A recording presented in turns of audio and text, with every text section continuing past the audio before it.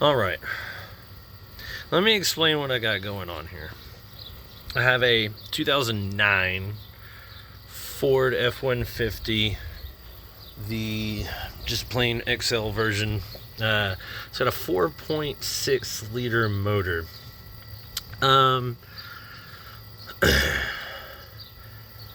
This is the most extensive thing I've ever done on a Ford. And wow.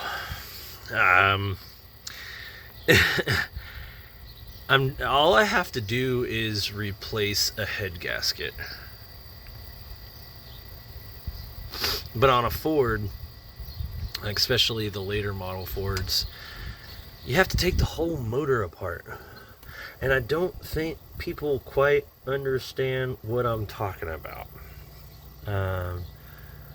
Anytime you go to a mechanic shop or the Ford house or any of that, and you get some kind of outrageous price to get something fixed on it, it's because Ford, working on a Ford is kind of like onions. Yeah, I'm quoting Shrek right now, but they have layers. Lots of layers, and things that don't make much sense to me. The wiring, for one, the wiring is insane on these things. The amount of redundancy for the wiring is crazy, and I have never ever seen or been around so many push tabs to hold in wiring harnesses in any vehicle. There are so many. And of course, you know, on an older motor, or a motor that's seen any kind of heat or anything else, they don't like to come off. I'm gonna have to replace a whole bunch of them. But anyway, let me get into what I mean. I'm gonna flip you around real quick, and that way you won't see my crazy hair. Yeah, I need a haircut. Okay, so here's kind of an example, right? Let me explain what you're seeing. So in most vehicles, you'll normally have your fuse. See, like the battery was over here, and normally your fuse box will be in close vicinity of your fuse of your battery.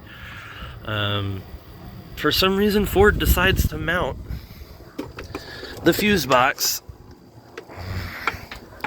right here, right in the very middle, right in the middle, on top of the fan shroud, which means to take the fan shroud out, to take the radiator out. If you needed to replace your radiator, now you have to take the entire fuse box off and move it. And yes, there's a lot of slack. I have a lot of slack in it right now, but this is not normal amount of slack to do that job. All the other vehicles that I've worked on, you have, you know, 3 or 4 wiring harnesses. One that does a lot of the engine bay, the other one that does the it does the engine bay, like, which means the motor, the transmission, and all the things that the computer needs to be able to make your motor run smoothly, right? And then you have another wiring harness that goes from the ECU, ECM, whatever it is you want to call it, PCM. They're all in the same thing. All of them are correct terms, but each one does different things, but they're all in the same computer right there. And then that wiring harness will do some of the things in here, and then it'll do a lot of it'll go into the firewall and then up into your dash, and it controls things like your starter, your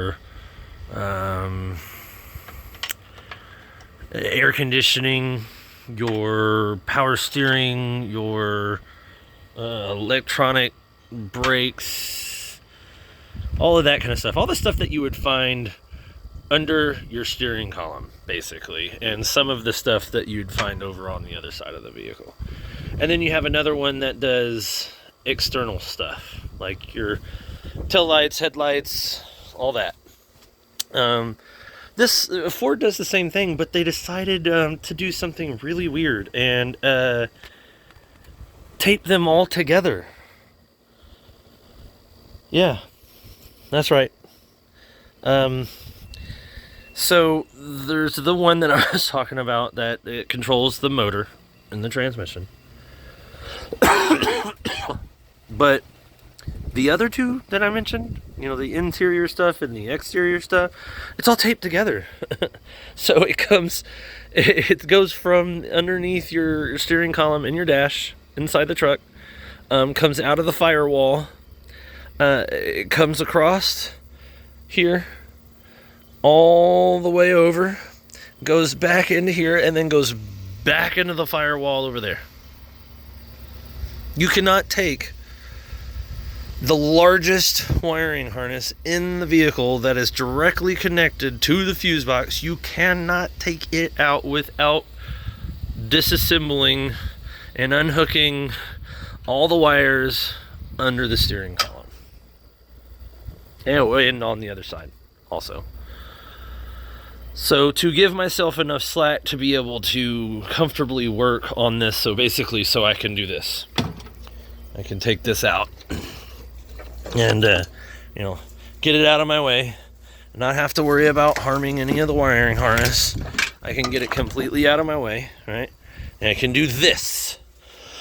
I had to disconnect everything to the extent of taking the cowl off to get into the wiper motor, so I could take the wire connector for the wiper motor out and have enough slack to pull it forward, because everything disconnects right here. Hey, any Ford people, technicians or whatever, you know what I'm talking about.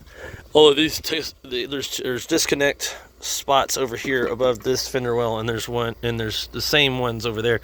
For some reason, I don't know why, they decided not to make this one disconnect right here in the same place with all of the others.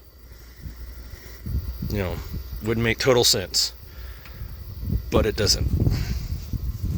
So pretty much the first day was me disconnecting a whole bunch of wiring and taking out the air intake, taking out the battery and the battery box, and the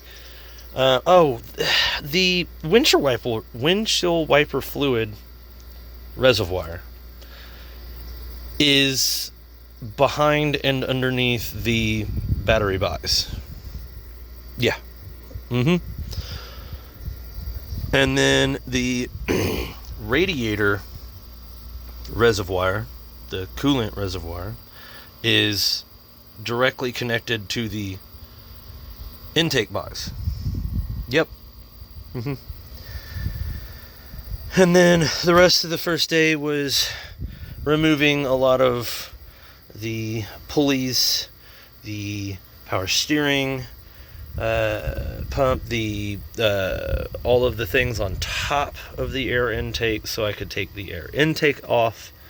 And yes, don't worry about, I know I've got stuff falling into all of these holes.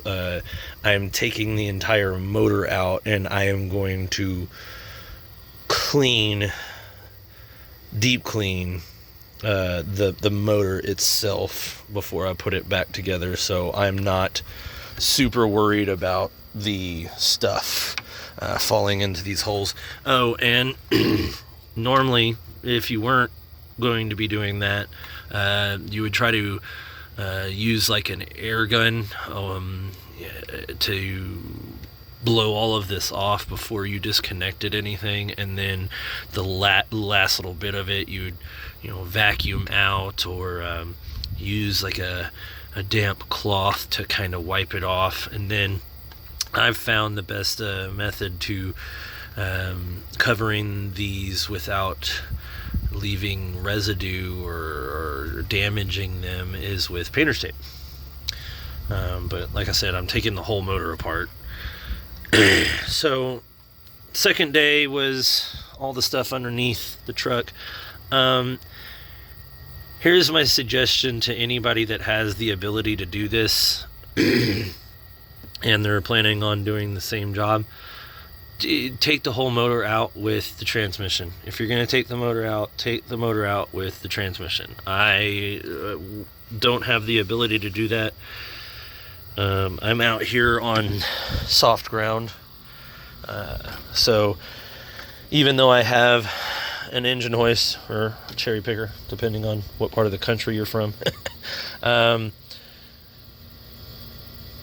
even though I have one that can lift the transmission and the motor out, technically it's not a good idea. The ground's too soft. The wheels would sink into the ground and then it would try to flip over. It's not going to be fun for anyone. So I'm just taking the motor out. But to get to a lot of the stuff on the passenger side, because most people don't realize your motor is not centered in your vehicle. Most likely, like I would say probably at least 80 to 90% chance that your motor is not centered in your vehicle. And because Ford motors are so wide, from here to here, you can't really get your hand in most of this area on this side, your passenger side, for American-made vehicles. So anyway, it was an absolute nightmare. The starter, I almost could not get to the third bolt. I had to unbolt the exhaust from the exhaust manifolds just to get to the starter, which in my case is okay because I had to take that off to be able to remove the engine anyway. But I pity the poor person that would be trying to replace a starter on this vehicle and not have to do that, because they're going to be really upset that they've got to do so much just to get to the bolts. Part of it is blocked by the actual frame of the truck, and then the other part of it was blocked by the exhaust manifold and or the exhaust itself. I don't understand why they chose to put it on that side. When they were designing these motors, there's a hole on the other side, by the way, that has a little rubber stopper, and you take the little rubber stopper out, and that's how you disconnect the plate from the torque converter. They could have just as easily designed it to put the starter over there, and then put the little rubber hole to take the bolts out on the other side, but whatever. And then you would have had all this extra room to get to it. But that's what I did on the second day. I got all of the stuff disconnected from the bottom. I watched several videos on Ford techs and how they suggest to do it, because I already know how to take it out, but I wanted to make sure that I did it and made it the most easy on myself to put it back in. And there's two bolts that are actually designed that go up into the transmission's mounting bracket. If you unbolt them, you can slide the transmission back about an inch which is perfect. So as soon as I get these bolts on the top of the motor back here disconnected, I can literally slide the transmission back about an inch to make it easier to take the motor out, and then definitely easier to put the motor back in, which is going to be great. But yeah, on to the last thing that I'm going to talk about. The video is already about 15 minutes long. You're probably not going to watch the whole thing. If you do, thank you for staying this long. But the reason that I say I got to take the whole motor apart is these are your heads right here. When people talk about heads, this is what they're talking about. This is what holds all of your valve, what's called your valve train. Your intake valve and your exhaust valve, depending on which version of this motor you have, you either have 2, 3, or 4, which basically means you'll have more or less valves for intake and exhaust. But anyway, you take your valve covers off, and then your heads are here. This is your timing plate. Your timing plate, as you can see, is bolted straight into the head, right? So to take a head off to replace a head gasket, you have to take the timing plate off, which means you got to take all the crud off of the front of the motor to take the timing plate off. And then these are what are called overhead cams. You don't have a cam running through the center with push rods, like most of the old school motors and some of your newer stuff like the Hemi and things like that. These are overhead cams. So to take the head off, you have to remove the timing chain that's inside of the timing plate. So you got to take the timing plate off, then you got to take the timing chain off, then you can finally take the cams out. Some you have to take them out, some you can leave them in, and then you can finally take the head off. So by the time you get done with this thing, the only thing that's left is the short block, just to do a head gasket job. And when I say short block, most people don't know. Your common people, people that have worked on vehicles will all know what this means. But most people, your everyday driver doesn't know what this means. Your short block means anything pretty much below the head. So the actual block itself, the crankshaft that goes through the center at the bottom, your pistons, your piston rods, all of that stuff, your main bearings, your piston bearings, all of that is your short block. And that'll literally be all that's left to change the head gaskets on this motor. So I made a deal with the people that I'm working on this truck for, and I let them know that I feel like it would be easier to work on this motor with it out of the truck. So since I'm taking the motor out of the truck, I decided to also replace their rear main seal, their front main seal, or your crank seal. It's the one that's right behind the harmonic balancer right here, right? It almost every one of them after a certain amount of miles leak. Your rear main seal, if you're losing oil, most of the time it's your rear main seal.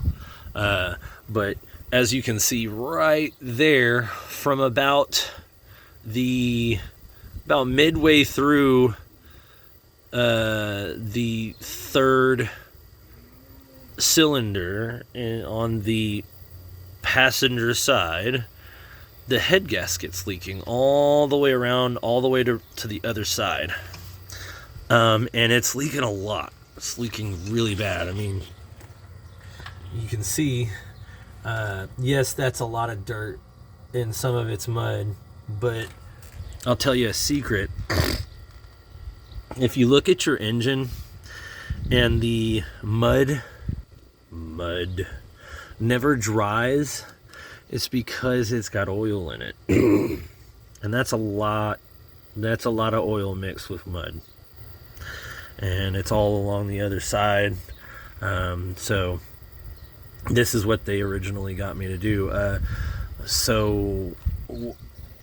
Just for future reference, anybody that's doing this kind of thing or has this issue with your vehicle, the reason why your Ford technicians or your local mechanic shop wants to charge you anywhere from $2,000 to $3,000 to do this job.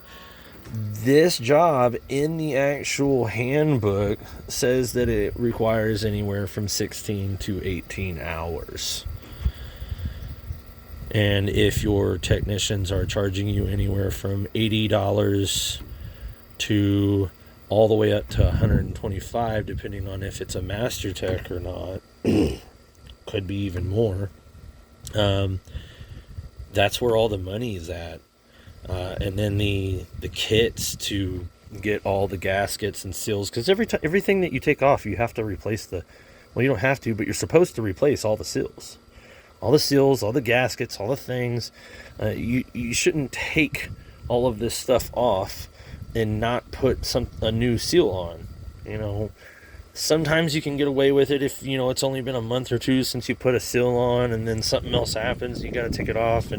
But if this is the first time that it's ever been taken apart since it was built, you're supposed to replace that stuff.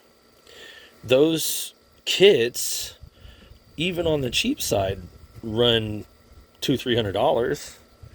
And then if you want to get good stuff, you got to replace the timing chain, you got to replace the guides for the timing chain, you got to replace the tensioners for it, you got to replace all the seals. And you're looking at $500-$600 if you buy it yourself. And I got news for you. Most mechanics at an actual shop, and especially your Ford techs or Dodge techs or wherever, Chrysler, wherever you go, they get original parts. OE or OEM, whichever term you've heard, to replace the old stuff. It's factory specs. It's the only way that they can really guarantee their job. They got to put factory things back into your motor, and that costs way more. You're talking about the $500 that you spent getting it from some online place that you trust, like 1A Auto or autoparts.com or whatever the case may be. The original stuff is going to cost you about double most of the time. So they're not ripping you off. They're really not. Now, if they charge you for the job and they don't actually do the job, that, obviously are ripping you off. But this is very expensive. It is. It's time consuming, so that's expensive, and the parts are also expensive. And with the economy the way that it is right now, and how expensive gas is and how expensive used vehicles are, all the prices have gone up. Technicians charge more, parts cost more because the shipping costs more. So treat your mechanics nice, man. If they haven't ever done anything shady to you, then treat them nice. But also, if they have treated you wrong in the past, I'm sure that there's another mechanic out there that would love to have your business. But remember, it's not cheap.